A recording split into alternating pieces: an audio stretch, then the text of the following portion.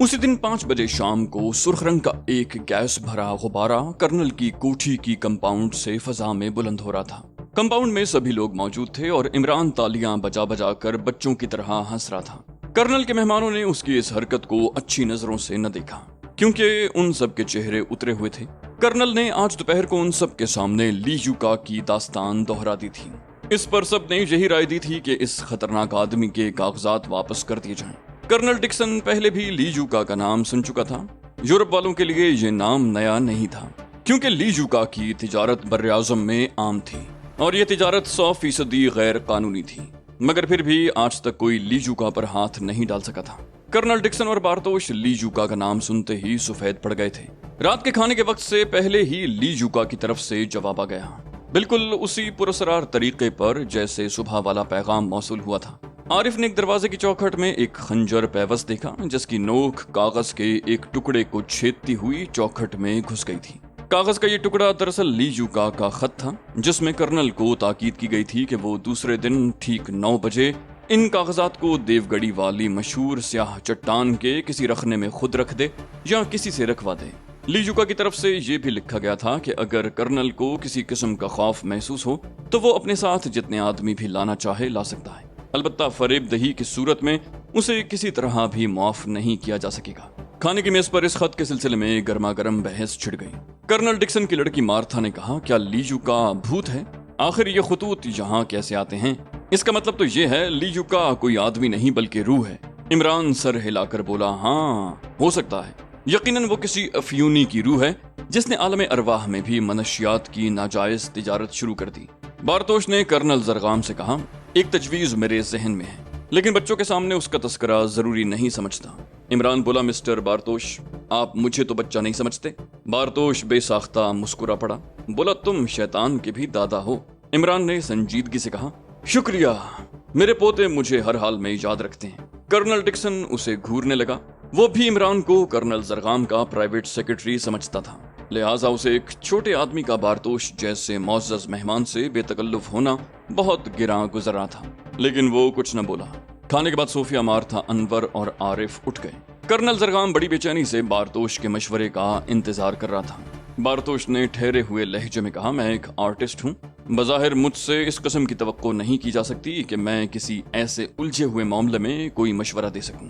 Colonel Zargham बेसब्री से हाथ उठाकर बोला, मिस्टर बारतोश, तकल्लुफात किसी दूसरे मौके के लिए उठा रखिए। बारतोश चंद लम्हे सोचता रहा, फिर उसने कहा, ली जुका का नाम मैंने बहुत सुना है और मुझे ये भी मालूम है कि वो इस किस्म की मुहिमों में खुद भी हिस्सा लेता है। उसके मुतालिक अब तक मैंने जो रिवायात सुनी हैं, अगर वो सच्ची हैं तो फिर ली जुका को इस वक्त सुनागरी ही में मौजूद होना चाहिए। इमरान अपने दीदे फिराने लगा, बोला, अच्छा। बारतोश ने कहा, अगर वो यही है तो हमें इस मौके से जरूर फायदा उठाना चाहिए। कर्नल बोला, मैं आपका मतलब नहीं समझा। बारतोश ने कहा, अगर हम ली जुका को पकड़ सकें तो ये इंसानियत की एक बहुत बड़ी खिदमत होगी। कर्नल हिकारत आमेज अंदाज में हंस पड़ा, लेकिन इस हंसी में झल्लाहट का अंसर ज्यादा था। उसने कहा, आप ली जुका को पकड़ेंगे? उस ली जुका को जिसकी तहरीरें मेरी मेज पर पाई जाती हैं, यानी वो जिस वक्त चाहे हम सबको मौत के घाट उतार सकता है। बारतोश ने बुरा सा मुंह बनाकर कहा, आप ये समझते हैं कि ली जुका या उसका कोई आदमी माफौकुल फितरत कुव्वतों का मालिक है? नहीं डियर कर्नल, मेरा दावा है कि इस घर का कोई फर्द ली जुका से मिला हुआ है। फिर उसने अपनी बात में वजन पैदा करने के लिए मेज पर घूंसा मारते हुए कहा, मेरा दावा है कि इसके अलावा और कोई बात नहीं। कमरे में सन्नाटा छा गया। कर्नल जरगाम सांस रोके हुए बारतोश की तरफ देख रहा था। इमरान की आवाज सुनाई दी, मैं मिस्टर बारतोश से मुत्तफिक हूँ। उसके बाद फिर सुकूत तारी हो गया। आखिर कर्नल जरगाम गला साफ करके बोला, वो कौन हो सकता है? बारतोश ने लापरवाही से अपने शानों को जुम्बिश दी, बोला, कोई भी हो, जब वास्ता ली जुका से हो तो किसी पर भी एतमाद नहीं करना चाहिए। इमरान ने कर्नल जरगाम से कहा, आपसे गलती हुई थी कर्नल साहब, आपको मिस्टर बारतोश से पहले ही तबादला ख्याल करना चाहिए था। ली जुका के मुताल्लिक इनकी मालूमात बहुत वसी मालूम होती हैं। बारतोश ने कहा, कतई वसी हैं। मैं ली जुका के मुताल्लिक बहुत कुछ जानता हूँ। एक जमाने में मेरी जिंदगी इंतहाई अर्जल तबके में गुजरी है, जहाँ चोर बदमाश और नाजायज तिजारत करने वाले आम थे। जिंदगी के उसी दौर में मुझे ली जुका के मुताल्लिक बहुत कुछ सुनने का इत्तेफाक हुआ। कर्नल, क्या तुम ये समझते हो कि ली जुका इन कागजात को अपने आदमियों के जरिए हासिल करेगा? हरगिज नहीं। وہ خود انہیں اس جگہ سے اٹھائے گا جہاں رکھ دیے جائیں گے۔ لی یوکا کا کوئی آدمی نہیں جانتا کہ وہ کون ہے، مگر ان کاغذات میں ہے کیا؟ کرنل زرغام نے کہا، جہاں تک میرا خیال ہے ان میں کوئی ایسی چیز نہیں جس سے لی یوکا کی شخصیت پر روشنی پڑ سکے۔ عمران گردن جھٹک کر بولا، واہ، جب آپ چینی اور جاپانی زبانوں سے واقف نہیں ہیں تو یہ بات اتنے وثوق سے کیسے کہہ سکتے ہیں؟ بارتوش کسی سوچ میں پڑ گیا۔ چینی اور جاپانی زبانیں؟ پھر اس نے کہا، کیا آپ مجھے وہ کاغذات دکھا سکتے ہیں؟ کرنل نے نفی میں سر ہلا کر کہا، ہرگز نہیں، یہ ناممکن ہے۔ میں انہیں ایک پیکٹ میں رکھ کر سیل کرنے کے بعد لی یوکا کی بتائی ہوئی جگہ پر پہنچا دوں گا۔ بارتوش پرجوش لہجے میں بولا، آپ انسانیت پر ظلم کریں گے؟ بہتر طریقہ یہ ہے کہ آپ خود کو پولیس کی حفاظت میں دے کر کاغذات اس کے حوالے کر دیں۔ کرنل نے تلخ لہجے میں کہا، مسٹر بارتوش، میں بچہ نہیں ہوں، کاغذات عرصہ دراز سے میرے پاس محفوظ ہیں، اگر مجھے پولیس کی مدد حاصل کرنی ہوتی تو کبھی کا کر چکا ہوتا۔ بارتوش بولا، پھر آخر انہیں اتنے دن روکے رکھنے کا مقصد کیا تھا؟ کرنل ڈکسن پہلی بار بولا، مقصد صاف ہے، زرغام محض اسی بنا پر ابھی تک زندہ ہے کہ وہ کاغذات ابھی تک اس کے قبضے میں ہیں۔ اگر لی یوکا کا ہاتھ ان پر پڑ گیا ہوتا تو زرغام ہم میں نہ بیٹھا ہوتا۔ بارتوش نے کچھ سوچتے ہوئے سر ہلایا، بولا، ٹھیک ہے۔ کرنل زرغام نے بے صبری سے کہا، لیکن تمہاری اسکیم کیا ہے؟ بارتوش نے کہا، ٹھہرو میں بتاتا ہوں۔ چند لمحے خاموش رہا، پھر بولا، لی یوکا بتائی ہوئی جگہ پر تنہا آئے گا، مجھے یقین ہے۔ اگر وہاں کچھ لوگ پہلے ہی سے چھپا دیے جائیں تو؟ عمران سر ہلا کر بولا، تجویز معقول ہے، لیکن ابھی آپ کہہ چکے ہیں کہ خیر ہٹائیے، مگر بلی کی گردن میں گھنٹی باندھے گا کون؟ کرنل صاحب پولیس کو اس معاملے میں ڈانٹنا نہیں چاہتے، اور یہ بھی ضروری نہیں کہ وہ بلی چپ چاپ گلے میں گھنٹی بندھوا ہی لے۔ بارتوش نے اکڑ کر کہا، تم مجھے وہ جگہ دکھاؤ، پھر میں بتاؤں گا کہ بلی کے گلے میں گھنٹی کون باندھے گا۔ تھوڑی دیر خاموشی رہی، پھر وہ سرگوشیوں کے سے انداز میں مشورہ کرنے لگے۔ آخر یہ طے پایا کہ وہ لوگ اسی وقت چل کر دیوگڑی کی سیاہ چٹان کا جائزہ لیں۔ کرنل زرغام ہچکچا رہا تھا، لیکن عمران کی سرگرمی دیکھ کر اسے بھی ہاں میں ہاں ملانی پڑی۔ وہ اب عمران کی حماقتوں پر بھی اعتماد کرنے لگا تھا۔ رات تاریک تھی۔ کرنل زرغام، کرنل ڈکسن، بارتوش اور عمران دشوار گزار راستوں پر چکراتے ہوئے دیوگڑی کی طرف بڑھ رہے تھے۔ ان کے ہاتھوں میں چھوٹی چھوٹی ٹارچیں تھیں جنہیں وہ اکثر روشن کر لیتے۔ ڈکسن، زرغام اور بارتوش مسلح تھے، لیکن عمران کے متعلق وثوق سے کچھ کہا نہیں جا سکتا تھا، کیونکہ بظاہر تو اس کے ہاتھ میں ایئر گن نظر آ رہی تھی، اور ایئر گن ایسی کوئی چیز نہیں جس کی موجودگی میں کسی آدمی کو مسلح کہا جا سکے۔ سیاہ چٹان کے قریب پہنچ کر وہ رک گئے۔ یہ ایک بہت بڑی چٹان تھی، اندھیرے میں وہ بہت زیادہ مہیب نظر آ رہی تھی، لیکن اس کی بناوٹ کچھ اس قسم کی تھی کہ وہ دور سے کسی بہت بڑے اژدہے کا پھیلا ہوا منہ معلوم ہوتی تھی۔ تقریباً آدھے گھنٹے تک بارتوش اس کا جائزہ لیتا رہا، پھر اس نے آہستہ سے کہا، بہت آسان ہے، بہت آسان، ذرا ان غاروں کی طرف دیکھو، ان میں ہزاروں آدمی بیک وقت چھپ سکتے ہیں، ہمیں ضرور اس موقع سے فائدہ اٹھانا چاہیے۔ عمران نے کہا، لی یوکا کے لیے صرف ایک آدمی کافی ہوگا۔ بارتوش جھنجھلا گیا، بولا، میں آج تک سمجھ ہی نہیں سکا کہ تم کس قسم کے آدمی ہو۔ عمران نے سنجیدگی سے کہا، کیا میں نے کسی قسم سے ہٹ کر کوئی بات کہی ہے؟ کرنل ڈکسن نے کہا، فضول باتیں نہ کرو۔ عمران بولا، اچھا تو آپ ہزاروں آدمی کہاں سے مہیا کریں گے، جبکہ کرنل زرغام پولیس کو بھی درمیان میں نہیں لانا چاہتے؟ بارتوش بولا، پولیس کو درمیان میں لانا پڑے گا۔ کرنل زرغام نے سختی سے کہا، ہرگز نہیں، پولیس مجھے یا میرے گھر والوں کو لی یوکا کے انتقام سے نہ بچا سکے گی۔ بارتوش مایوسی سے بولا، تب تو پھر کچھ بھی نہیں ہو سکتا۔ کرنل زرغام نے کہا، میں یہی چاہتا ہوں کہ کچھ نہ ہو۔ تھوڑی دیر تک خاموشی رہی، پھر یک بیک عمران نے قہقہہ لگا کر کہا، تم سب پاگل ہو گئے ہو، میں تم سب کو گدھا سمجھتا ہوں۔ پھر اس نے ایک طرف اندھیرے میں چھلانگ لگا دی۔ اس کے قہقہے کی آواز سناٹے میں گونجتی ہوئی آہستہ آہستہ دور ہوتی جا رہی تھی۔ کرنل ڈکسن بولا، کیا یہ سچ مچ پاگل ہے یا پھر خود ہی لی یوکا تھا؟ کسی نے کوئی جواب نہ دیا۔ ان کی ٹارچوں کی روشنیاں دور دور تک اندھیرے کے سینے میں پیوست ہو رہی تھیں، لیکن انہیں عمران کی پرچھائی بھی دکھائی نہ دی۔ دوسری صبح مہمان اور گھر والے سبھی بڑی بے چینی سے کرنل زرغام کا انتظار کر رہے تھے۔ وہ لی یوکا کے کاغذات کا پیکٹ لے کر تنہا دیوگڑی کی طرف گیا تھا۔ سب نے اسے سمجھانے کی کوشش کی تھی کہ اس کا تنہا جانا ٹھیک نہیں، مگر کرنل کسی کو بھی اپنے ہمراہ لے جانے پر رضامند نہیں تھا۔ عمران تو رات ہی سے غائب تھا۔ انہوں نے بڑی سنجیدگی سے چٹانوں اور غاروں میں تلاش کیا اور پھر تھک ہار کر واپس آ گئے۔ صوفیہ کو بھی عمران کی اس حرکت پر حیرت تھی، مگر اس نے کسی سے کچھ کہا نہیں۔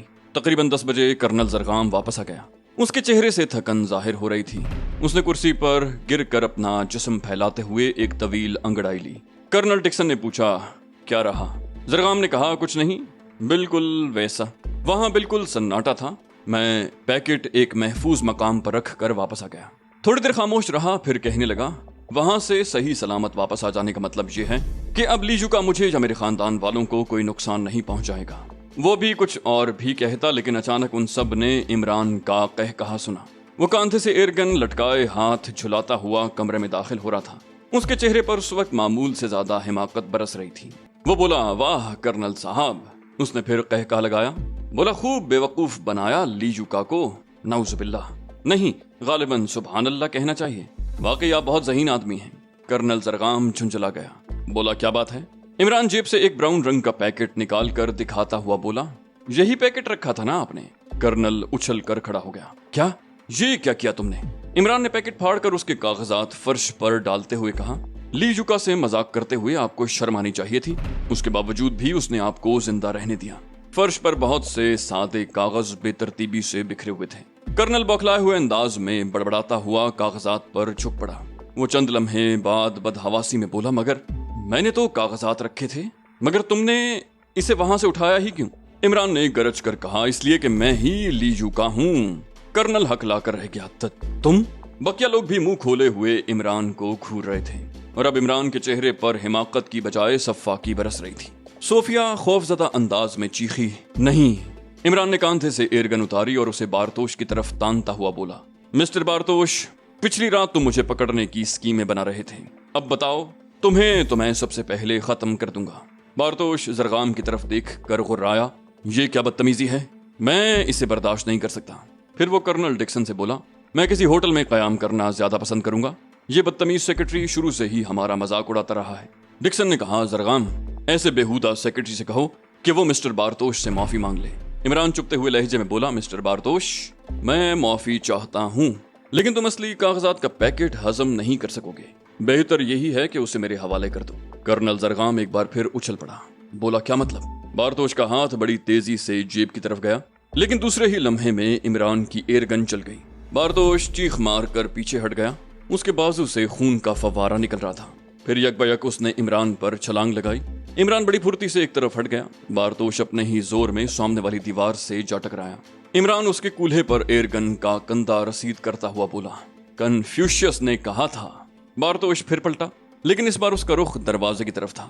کرنل زرغام حلق پھاڑ کر چیخا, یہ کیا بےہودگی ہے؟ ٹھیک اسی وقت انسپکٹر خالد کمرے میں داخل ہوا اور اس نے بھاگتے ہوئے بارتوش کی کمر پکڑ لی. حالانکہ بارتوش کے بازو کی ہڈی ٹوٹ چکی تھی, لیکن پھر بھی اس کا جھٹکا اتنا زوردار تھا کہ خالد اچھل کر دور جا گرا. اس بار عمران نے رائفل کا کندھا اس کے سر پر رسید کرتے ہوئے کہا, کنفیوشس اس کے علاوہ اور کیا کہتا؟ بارتوش چکرا کر گر پڑا. عمران اسے گریبان سے پکڑ کر اٹھاتا ہوا بولا, ذرا لیجوکا کی شکل دیکھنا, وہ لیجوکا جس نے 200 سال سے دنیا کو چکر میں ڈال رکھا تھا. کرنل ڈکسن چیخ کر بولا, کیا تم پاگل ہو گئے ہو؟ عمران نے اس کی طرف دھیان دیے بغیر انسپکٹر خالد سے کہا, اس کے پاس سے اصلی کاغذات کا پیکٹ برآمد کرو. اس دوران میں باوردی اور مسلح کانسٹیبلوں کے غول عمارت کے اندر اور باہر اکٹھے ہوتے جا رہے تھے. عمران نے لیجوکا یا بارتوش کو ایک آرام کرسی میں ڈال دیا. اس کے کپڑوں کی تلاشی لینے پر واقعی اس کے پاس سے براؤن رنگ کا سیل کیا ہوا پیکٹ برآمد ہوا. خالد نے اسے اپنے قبضے میں کر لیا. بارتوش پر غشی طاری ہوتی جا رہی تھی. پھر یک بجک اس کی آنکھیں بند ہو گئیں. کرنل ڈکسن نے کہا, تمہارے پاس کیا ثبوت ہے کہ یہ لیجوکا ہے؟ عمران مسکرا کر بولا, آہا کرنل, کل رات اس نے کیا کہا تھا؟ لیجوکا کاغذات خود حاصل کرے گا. اس نے ٹھیک ہی کہا تھا, حاصل کر لیے اس نے. اس کے علاوہ دنیا کا کوئی فرد لیجوکا نہیں ہو سکتا. پچھلی رات اس نے اس قسم کی باتیں کرنل کا اعتماد حاصل کرنے کے لیے کی تھیں, کیونکہ کرنل آپ نے اسی کے سامنے کاغذات کا پیکٹ بنایا تھا. کرنل زرغام خشک ہونٹوں پر زبان پھیر کر بولا, یہ سبھی موجود تھے. عمران بولا, مجھے اس پر اسی دن شبہ ہو گیا تھا جب یہ مجھے جڑی بوٹیوں کی تلاش کے بہانے چٹانوں میں لے گیا تھا اور واپسی پر میں نے صوفیہ کو غائب پایا. بہرحال کل رات کو اس نے کاغذات اپنے قبضے میں کر لیے تھے اور ان کی جگہ سادے کاغذات کا پیکٹ رکھ دیا تھا.